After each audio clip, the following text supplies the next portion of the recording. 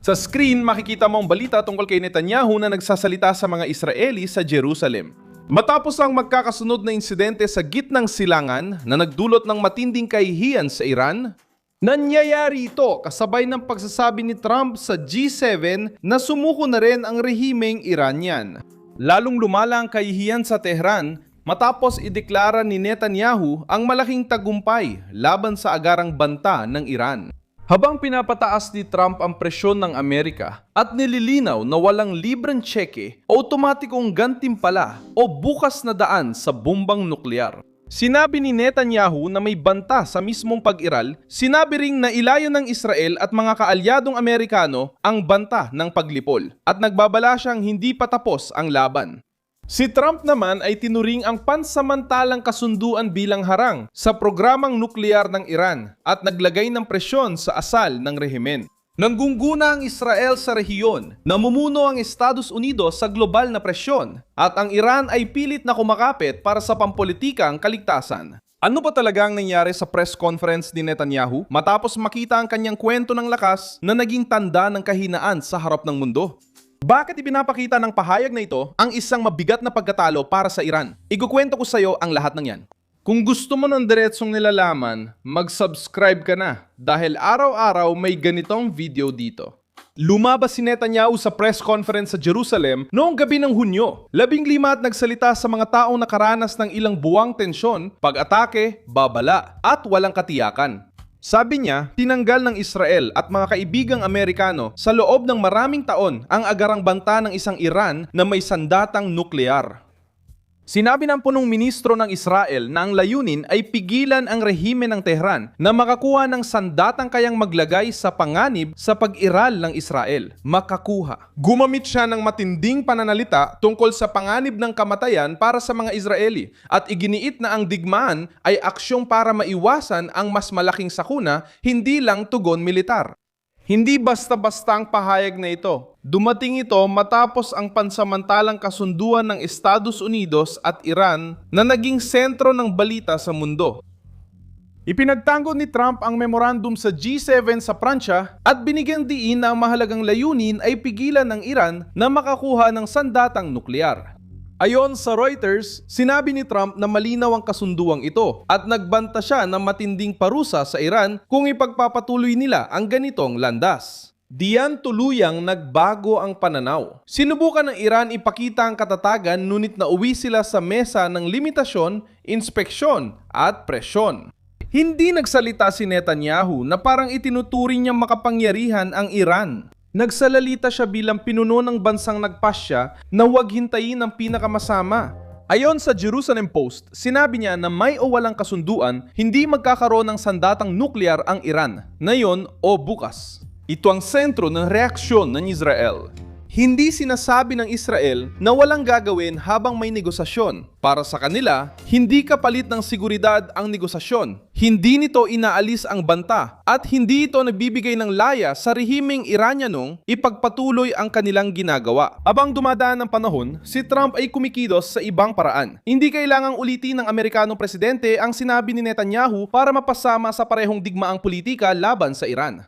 Ginagamit niya ang bigat ng Estados Unidos. Bago pa man ang diplomatikong hakbang na ito, sinabi na ni Trump na hindi siya magpapagaan ng mga parusa o magbibigay ng pera sa Iran dahil lang sa usapan.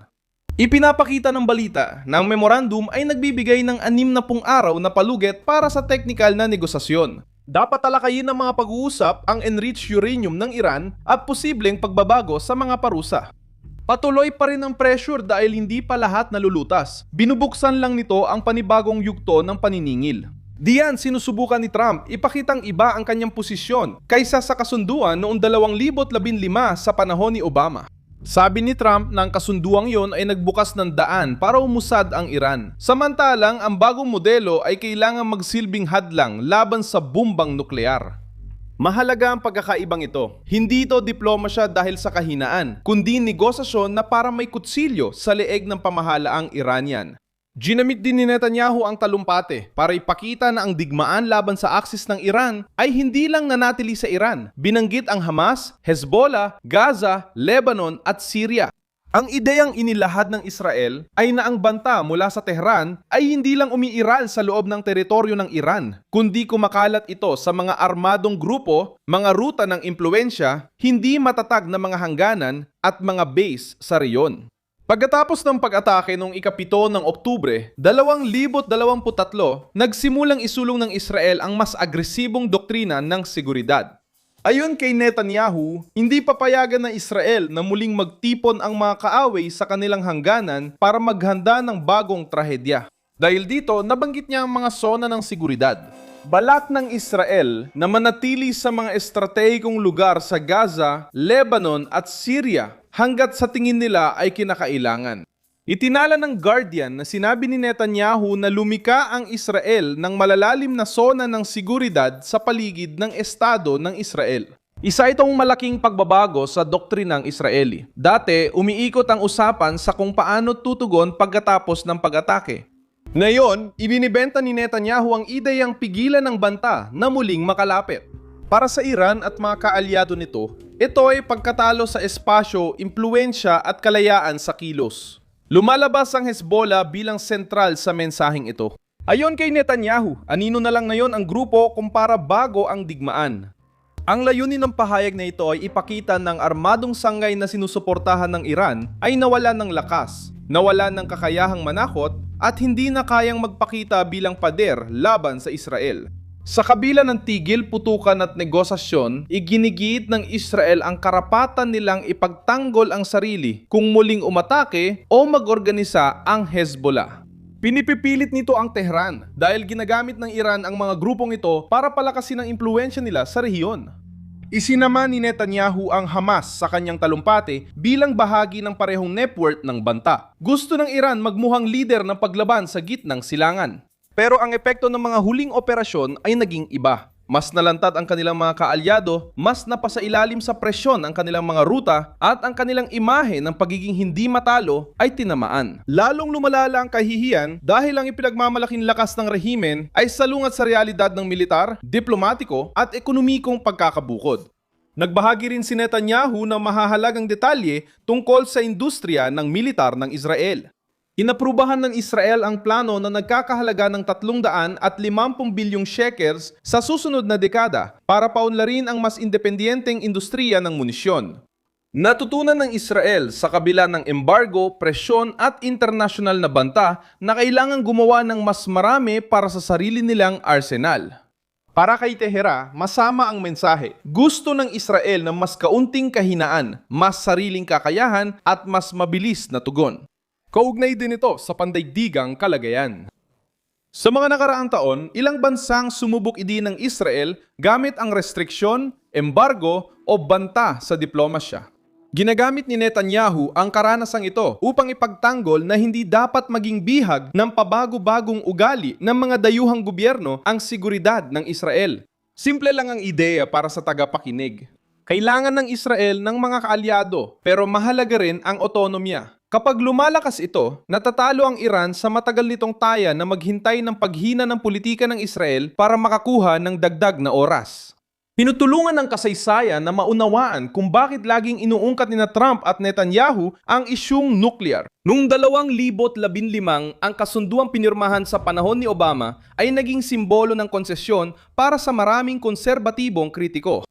Inalis ni Trump ang Estados Unidos mula sa kasunduang iyon noong kanyang unang termino dahil sinasabi niyang hindi nito tinutugunan ang programa ng mga misil at ang regional na impluensya ng Iran.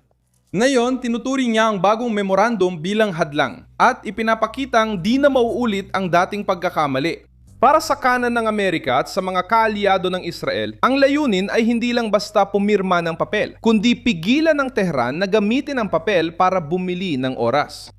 Naranasan na rin ito ng ibang bansa sa kamay ng agresibong rehimen, lalo na kapag nakikita ng makapangyarihang autoritaryo ang pag-aatubili. Karaniwan nilang sinusubok ang mga hangganan. Sinubok ng Rusya ang mga hangganan sa Ukraine. Sinusubok ng China ang mga hangganan sa Indo-Pasipiko.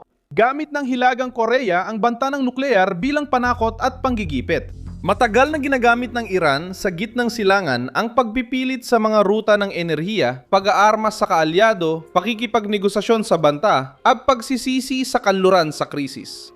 Ngayon, ginawang kahihiyan ni Trump ang negosasyon para sa Iran, habang ipinapakita ni Netanyahu na hindi na mananahimik ang Israel sa kanilang mga hangganan. Ako si Milson Alves, internacionalista. Layunin kong siguraduhin na tama ang impormasyong natatanggap mo araw-araw. Nasa video description ang news links.